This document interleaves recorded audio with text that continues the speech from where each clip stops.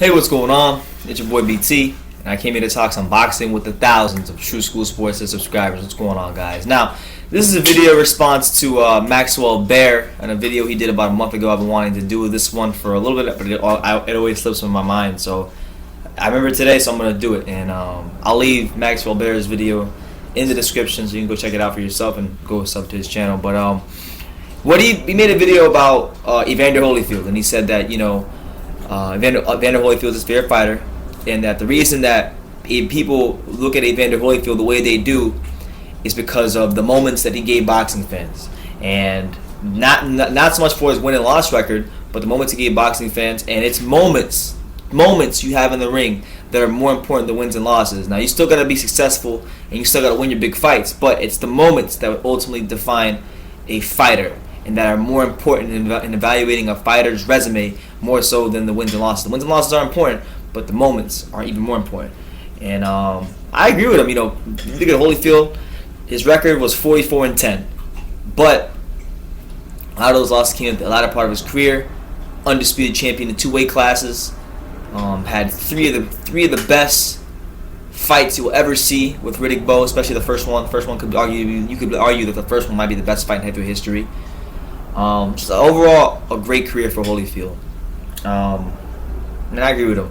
Now, he also wanted to say that there's fighters fighting right now that 10 years from now, when they're done fighting, nobody's going to remember a damn thing about them because they didn't give us any moments.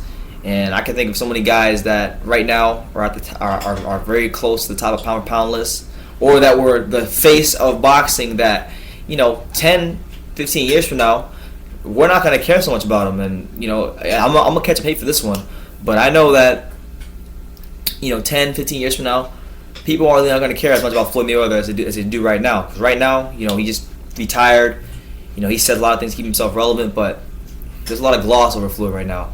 He obviously was a great fighter. He had a couple of really good fights early in his career, but he didn't really give us too many great moments. I mean, what's the number one moment in Floyd Mayweather that happened in the ring, not outside the ring, in the ring? What happened? What was the best thing you can remember about Floyd Mayweather? Was it maybe the Corrales fight where he looked great against a guy that was supposed to be his biggest challenge at that point?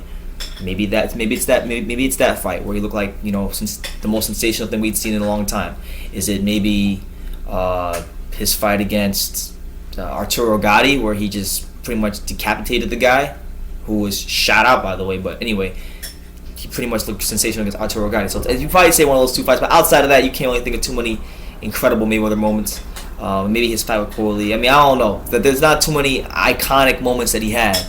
But then you look at a guy like, and I hate to say it because it's rivalry, but you look at a guy like Manny Pacquiao. There's so many moments you pick from. I mean, look at the. To me, when I think Pacquiao, I think the moment that will always stick out to me in my mind would probably be the Oscar De La Hoya fight, where prior to the fight happening, people in the Philippines didn't even want Pacquiao to partake in that fight because they said De La Hoya was too big. He was gonna lose. He was gonna get destroyed. His career was gonna get ended. And he goes in there and he puts an ass whooping on De La Hoya that we have never seen, and he effectively retires the Golden Boy and ends his career. There's that fight. Then there's him.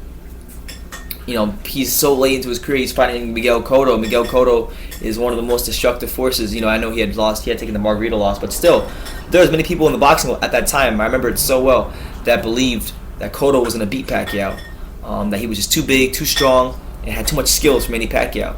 And I remember my dad and my uncle used to argue about that all the time because we used to. Around that time, I was following boxing pretty closely, just because of, at least Cotto, because of my family. I live with most of my Puerto Rican family that lives up north, and I remember that Cotto.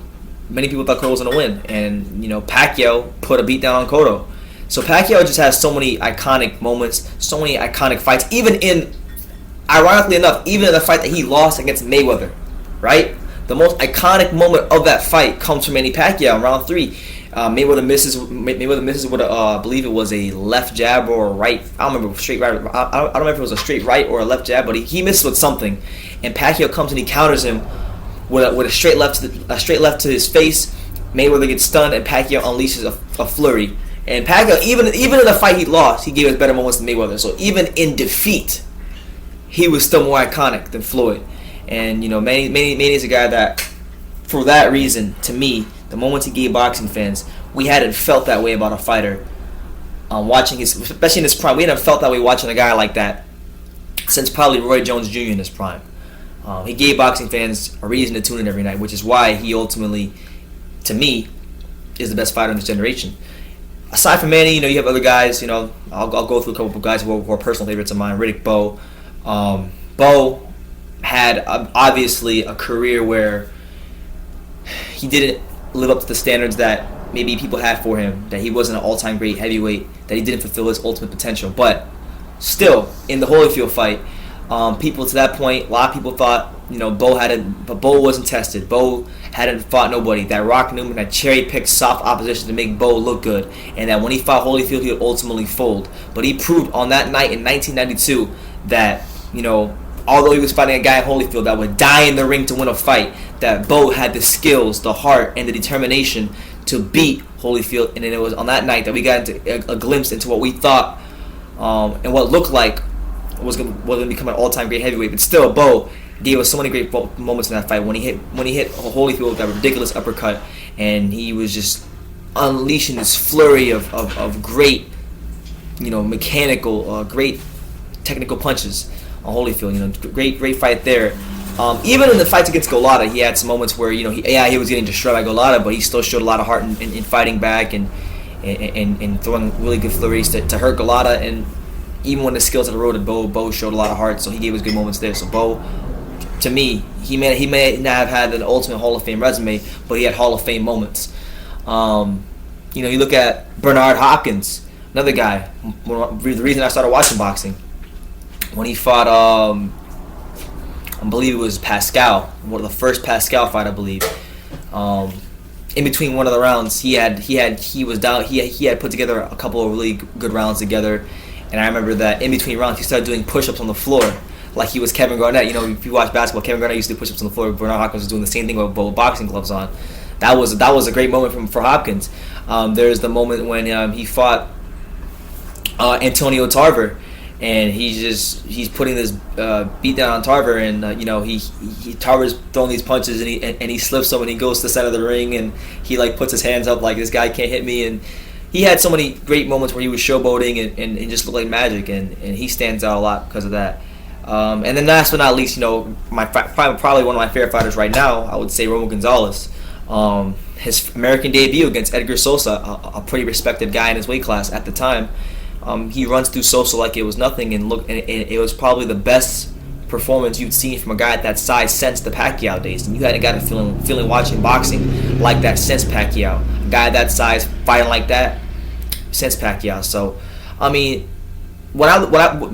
obviously Maxwell Baer, broke down Holyfield pretty well. But when I talk about those four fighters, Bowe, Holyfield, Bowe, Gonzalez, Hopkins, and Pacquiao, they all gave us great moments. And while there may be guys with shinier records, for the most part, if you're talking about like Hopkins, or you're talking about like Bowe, or what's his name, Pacquiao.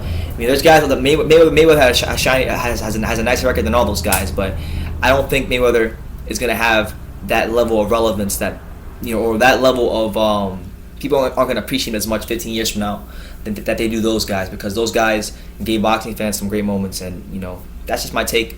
Moments are more important to me than wins and losses. There's guys now that get criticized today. My best friend is right over there. Danny Garcia's his favorite fighter. Danny Garcia's had great moments. He's knocked out Amir Khan as the underdog.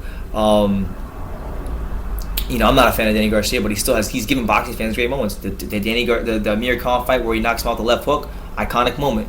Him, when he fought Matisse, and he was the underdog in that fight. He showed a lot of grit and toughness to win that fight. But I would say the Amir Khan moment, it will always stick out the most about Garcia. He's going to really have to do something special to top that moment, because that was a fight that nobody expected him to win. People thought Khan was going to whoop his ass, and he showed that, he was a champ in that fight. So that's my take. Check out Maxwell Baer's video in the description, but I just want to get this out there. Let me know what you guys think. Are moments more important than wins and losses when you evaluate a fighter, or do you think it's ultimately that's the most important? Leave your comments down below. Take the time to subscribe, and you can love me or you can hate me, but I'm just a kid from Dania. So until next time, take care, guys.